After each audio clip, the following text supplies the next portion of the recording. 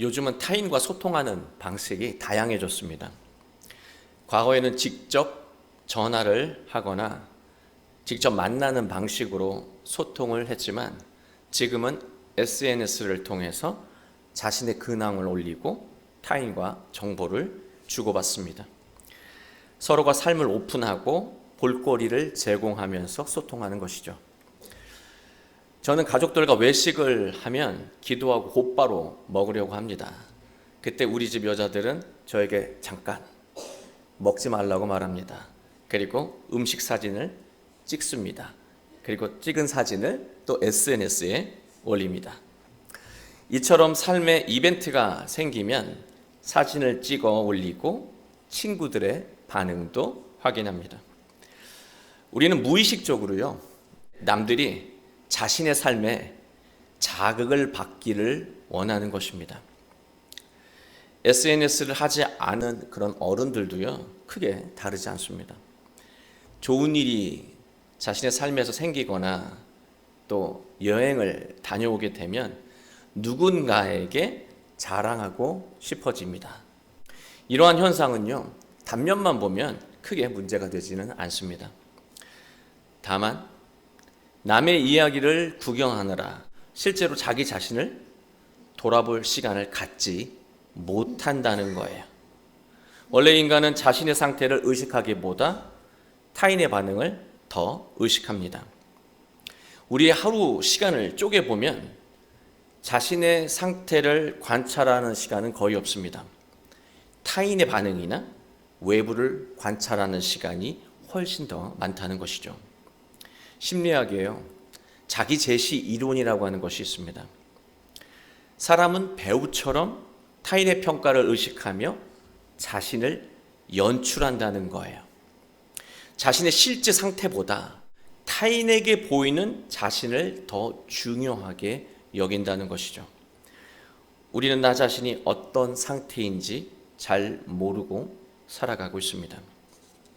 우리가 겪는 일상의 문제들, 그리고 관계의 문제들은요, 자신을 정확하게 알지 못해서 일어나는 것이 대부분입니다. 자신의 상태와 위치를 모르잖아요. 우리는 같은 실수를 반복하고 같은 실패를 되풀이하게 됩니다. 자신의 상태를 모르면 아무리 성실히 살아도요, 아무런 소용이 없다는 거예요. 또 자신의 인생의 때를 모르고 살면 나중에 땅을 치며 후회할 일과 마주하게 됩니다. 또 자신의 몸 상태를 정확히 모르고 살아가잖아요. 몸은 깊은 병에 들게 됩니다. 또 자신을 과신하거나 자신을 과소평가해도 인생은 성장하지 못하게 됩니다. 여러분, 목적지를 알려주는 내비게이션이 제일 먼저 수행하는 작업이 뭔지 아십니까? 현재 위치를 파악하는 겁니다. 현재 위치가 파악되지 않으면 내비게이션 길을 열어주지 못합니다. 똑같이 자신의 현 주소를 모르면, 자신의 현재 상태를 모르면 어떤 목표를 세워도 도달할 수 없습니다. 헬라 철학을 대표하는 소크라테스의 비석을 보면 이런 문구가 새겨져 있습니다. 그노티 세 아우톤, 네 자신을 알아라. 헬라 철학은 진리와 무지를 구분합니다. 진리는 빛이 있는 상태이고요, 무지는 어둠으로 가득한 상태입니다. 자신을 모르고 삶의 문제의 답을 모르는 상태가 무지이고 어둠입니다. 모든 어둠은요, 빛이 스며드는 그 순간에 다 사라집니다. 자신을 정확히 알기 위해서는요, 진리의 빛이 필요한 것이죠. 그래서 헬라인들은요, 입버릇처럼 추구했던 것이 빛이었습니다. 진리였던 거예요. 빛과 진리는 만물의 근원 로고스에서 나온다고 여겼습니다. 그러나 딱 들어봐도 어렵잖아요. 헬라인도 똑같아요. 이 로고스 개념은 너무 관념적이어서 실제 현실에 도움을 주지 못했습니다. 헬라인들의 이러한 사고의 특성에 맞춰서 복음을 전한 것이 요한복음이에요. 요한복음은요, 이스라엘 사상을 근거로 예수님을 설명하지 않습니다.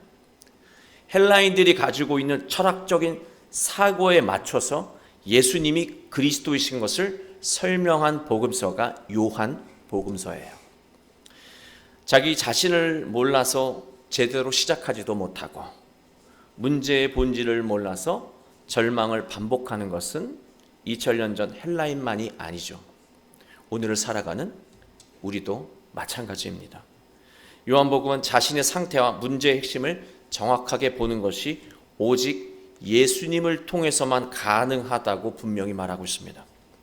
우리 모두 오늘 말씀을 통해 자신과 가정의 상태를 정확히 알고 어둠이 사라진 빛나는 인생과 가정을 이루어 가시길 주님의 이름으로 축원합니다. 요한복음은요, 헬라인의 특성을 염두에 두고 복음을 전했습니다. 마치 이런 식이에요. 여러분이 찾던 그 로고스, 만물의 근원과 그 원리가 바로 예수님입니다. 예수님이 세상의 어둠을 밝히는 빛이시고 그의 말씀이 진리라고 선언하고 있는 거예요. 삶의 어둠이 예수님으로 해결된다고 말하고 있는 거예요. 그러니 예수님을 붙잡으라고 요한복음은 전하고 있는 것입니다. 12절 말씀을 보시면 예수께서 또 말씀하여 이르시되 나는 세상의 빛이니 나를 따르는 자는 어둠에 다니지 아니하고 생명의 빛을 얻으리라. 그래서 이렇게 말씀하신 거예요. 그노티세 아우톤, 예수님은요, 사람들과 달리 자기 자신에 대해서 정확히 알고 말씀하신 거예요. 그러나 바리새인들은요, 예수님의 말씀을 듣고 마음이 불편해졌습니다. 17절을 보면은 이런 말이 있죠. 너희 율법에도 두 사람의 증언이 참되다 기록되었으니 라고 예수님이 말씀하시잖아요. 유대인의 율법을 보면은요, 무엇인가 증언하고 증명하려고 하면요, 혼자 하면 안 돼요. 증인이 두 사람 이상이 되어야 참된 증언이라고, 참된 증인이라고 인정했습니다. 한 사람 가지고는 되지 않습니다. 두 사람 이상이 되어야 합니다. 바리새인은 이러한 율법을 근거로 예수님을 비판했습니다. 그게 13절 말씀이에요. 바리새인들이 이르되 네가 너를 위하여 증언하니 네 증언은 참되지 아니하도다. 너 혼자 너를 증언하니까 너에 대한 증언은 모두 거짓이다. 그렇게 말하고 있는 거예요. 이것은요, 바리새인들이 율법을 근거로 한 말이 맞지만 이들의 이러한 사고 안에는요, 삶을 어둠으로 만드는 사고의 습관이 있었습니다. 남이 나를 인정해야 내 인생이 증명된다고 여기는 사고 방식입니다. 본인에 대한 자기 생각보다요, 본인에 대한 타인의 평가가 더 중요한 거예요. 자기 자신을 관찰하기보다 타인을 유심히 바라보는 사고로, 그런 습관으로 인생을 살아가고 있는 것입니다. 그래서 그들의 삶에는 어둠이 가득했습니다. 자기 자신도 모르고 살아가게 되었습니다. 사람이 자신을 살피기보다 타인의 반응을 살피는 습관에 물들게 되잖아요. 자신을 꾸미는 버릇이 생깁니다. 실제 자기 자신의 무엇인가 이렇게 포장하려고 하는 습관이 생긴다라고 하는 거예요. 이것을 다르게 말하면 마음의, 삶의 위선이 자라기 시작하는 것입니다. 여러분, 위선으로 삶을 살잖아요. 자신을 포장하며 살잖아요. 삶이 고단해집니다. 겉과 속이 다르게 사는 것은요, 두 개의 인생을 사는 것과 똑같기 때문에 그렇습니다. 하나의 인생 사는 것도 버거운데 두 개의 인생을 살아가니 삶이 힘들어질 수밖에 없는 거예요. 우리가 인생을 나중에 회고할 때 자신이 평생 거짓으로 포장하며 살아왔음을 알게 되잖아요. 그때 누가 진심으로 내 곁에 남아있을까요? 장담할 수 있는 사람 있으십니까? 그 순간에 우리는 헛헛함과 공허함을 느끼게 될 것입니다. 삶의 시선이 남에게 쏠려 있으면 위선이 자라게 됐고, 위선은 자신에 대해 더 무지한 사람이 되게 만듭니다. 결국 인생과 가정에는 어둠이 가득해지는 것이죠. 예수님은 바리새인의 어리석은 질문에 대답하십니다. 14절 말씀입니다. 내가 나를 위하여 증언하여도 내 증언이 참되니 나는 내가 어디서 오며 어디로 가는 것을 알거니와 너희는 내가 어디서 오며 어디로 가는 것을 알지 못하느니라. 예수님은요, 바리새인의 어둠을 만드는 사고의 습관을 정확히 지적하고 계십니다. 너희들이 왜 어둠으로 사는 줄 알아? 여러분이 왜 어둠으로 살고 있는지 아십니까? 그것에 대해서 예수님이 정확하게 지적하고 계신 거예요. 사람이 어둠의 상태에 빠지거나 벗어나지 못하는 이유가 있습니다. 자신이 어디서 왔고 어디로 가는지 모르고 살기 때문입니다. 자기 인생의 행로에 대해 무지한 것이죠. 그래서 타인의 반응으로 자신을 판단합니다. 타인의 반응으로 나를 판단해요. 타인이 박수치면 내가 좋은 인간이고 잘 사는 인간이고, 타인이 나에 대해 갸우뚱하면 나는 바보 같은 인생이고 어리석은 삶이라고 생각하는 것이죠. 타인의 반응에 따라 나를 판단하는 거예요. 그리고 타인처럼 욕심을 따라 거짓된 삶을 살아가며 불행을 향해 미친 듯이 달려갑니다. 그러나 무엇보다요, 자신의 마지막이 어디로 가게 되는지 알지 못해서요, 오늘 어둠에서 살아도요 아직은 괜찮다고 어리석게 여유를 부리며 살아갑니다. 내 끝이 어디로 가는지 몰라서요 오늘도 여유를 부리며 그릇된 삶을 지속한다는 것이죠. 그러나 빛이신 예수님, 진리이신 예수님은 이 모든 상황을 다 알고 계시다라고 하는 거예요.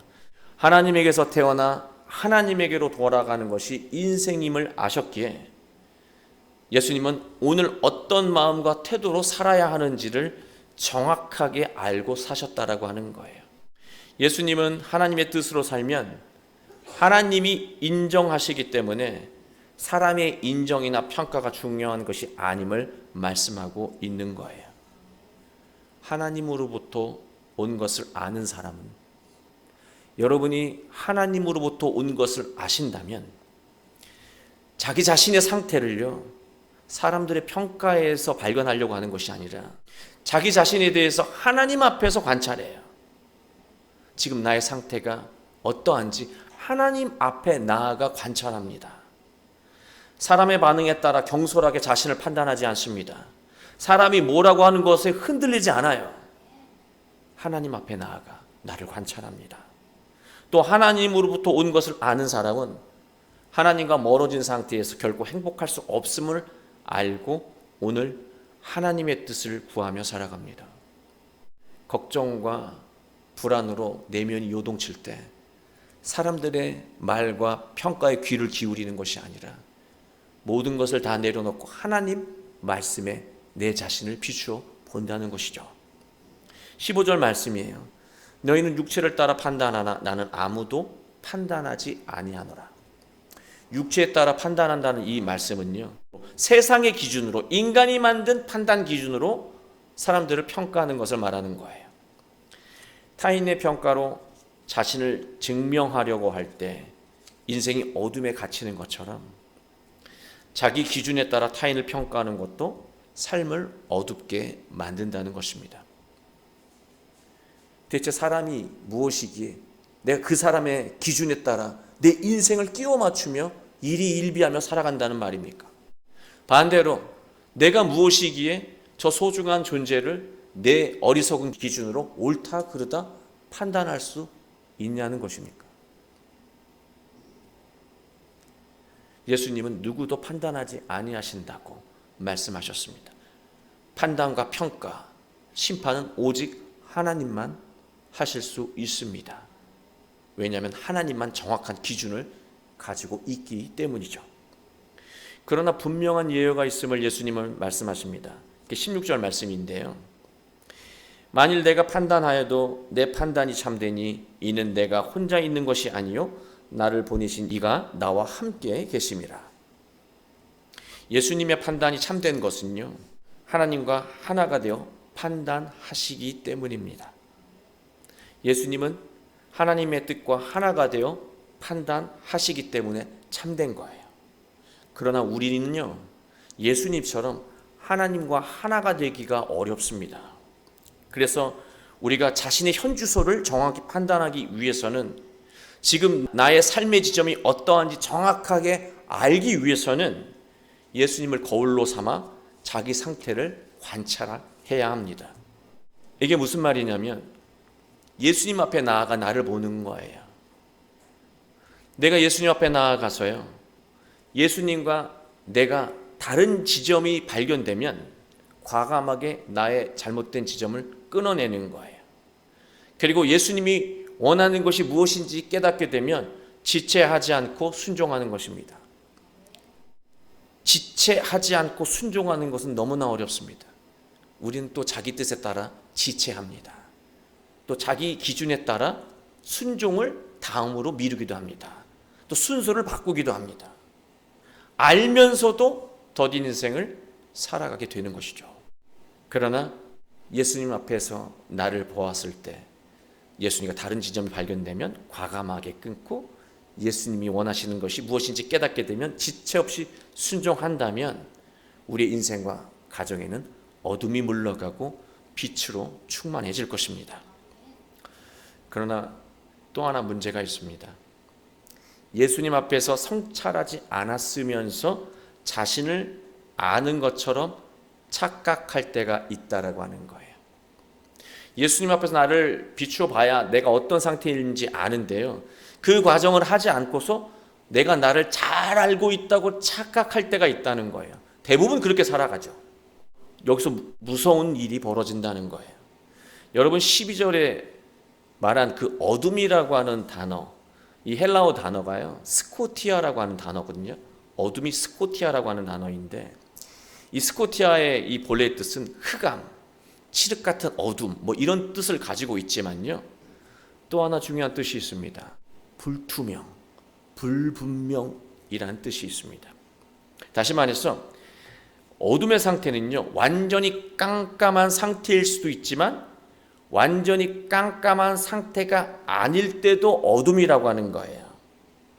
약간의 밝기가 있는 상태, 다르게 말하면 어설프게 아는 상태, 아는데 정확하지 않은 상태가 어둠이라고 하는 거예요. 우리의 삶을 돌아보면 어설프게 알고 행동할 때 더 심각한 문제가 일어난다는 것을 우린 잘 알고 있습니다. 어설픈 자기 지식을 확신하며 무모한 일을 저지르고 낭패를 겪기도 합니다. 신앙인의 대부분은요, 자신이 빛 가운데 살아가고 있다고 확신합니다. 그러나 마음속 깊은 곳에서는요, 나는 예수님을 따라 사는데 왜 이렇게 내 현실은 암담할까 생각한다는 거예요.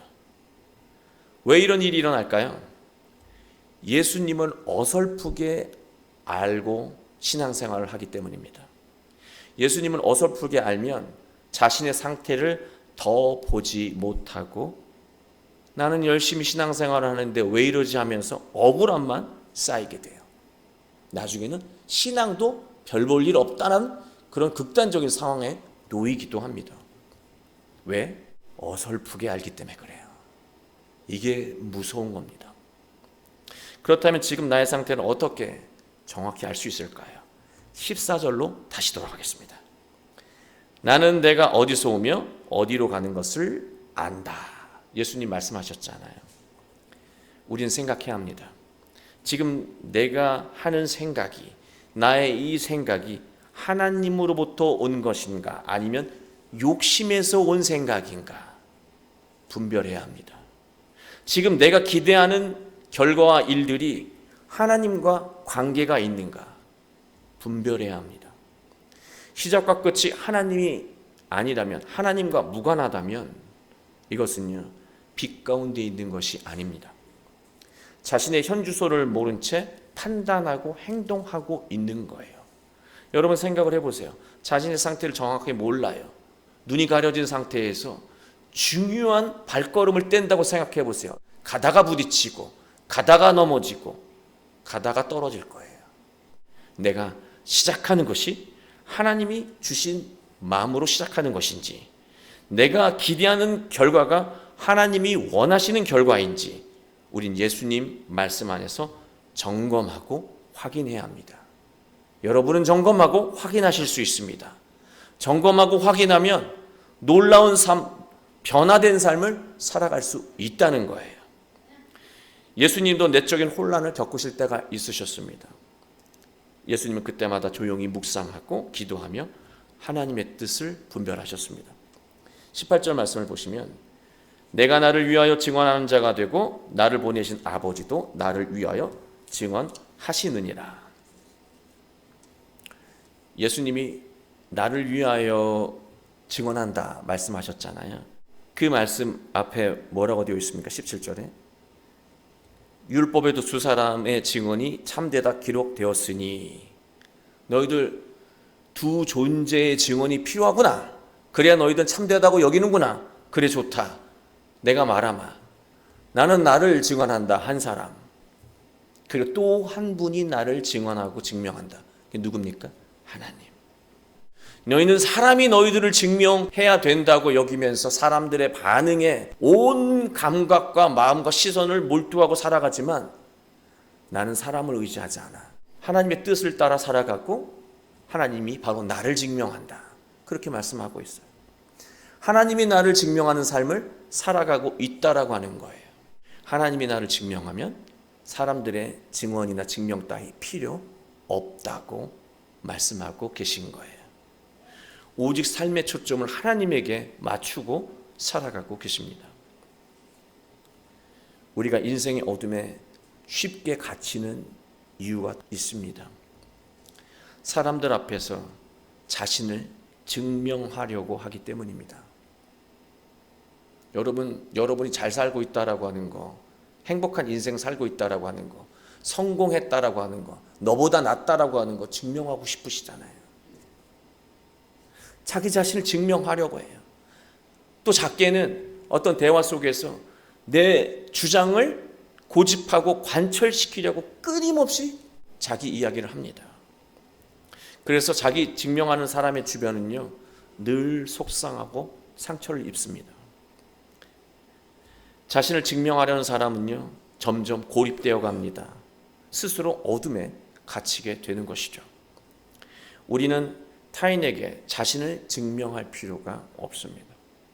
타인에게 자신을 증명하려고 하면 할수록 우리는 삶이 망가집니다. 그러나 예수님처럼 하나님 앞에서 자신의 모습을 성찰하고 하나님의 뜻에 순종한다면 하나님이 여러분을 직접 증명하실 거예요. 여러분의 복된 삶을 통해서 직접 증명하실 것입니다. 사랑하는 교회 여러분, 우리는 의외로 자기 자신에 대해서 잘 모릅니다. 우리는 타인의 반응으로 자신을 판단할 때가 참 많습니다. 그러나 이제는 이러한 태도를 멈춰야 합니다. 나에 대한 타인의 반응은요, 진짜 내가 아니기 때문입니다. 나의 상태를 알기 위해서는 예수님 앞으로 나아가야 합니다. 우리가 예수님 앞에 섰을 때 우리의 영혼에 진리의 빛이 스며들 거예요. 내가 보지 못했던 것들을, 내 아픔, 내 실수, 나의 결핍을 정확하게 보게 될 것입니다. 예수님 앞에서 자기 자신을 정확하게 보는 사람은 예수님의 말씀을 통해서 무엇을 행하며 채워야 하는지 정확히 알고 충만한 인생을 살아갈 수 있게 될 것입니다. 예수 그리스도 진리의 빛은요, 우리 자신의 현주소, 가정의 현주소를 정확하게 보게 하고요, 변화의 첫걸음을 뗄 수 있도록 이끌어 줄 것입니다. 우리 모두 예수님이라고 하는 영혼의 거울 앞에서 나 자신과 가정의 상태를 정확하게 깨닫고 하나님의 말씀을 따라 살며 빛나는 인생과 빛나는 가정, 빛나는 교회를 이루어 가시길 주 예수 그리스도의 이름으로 축원합니다.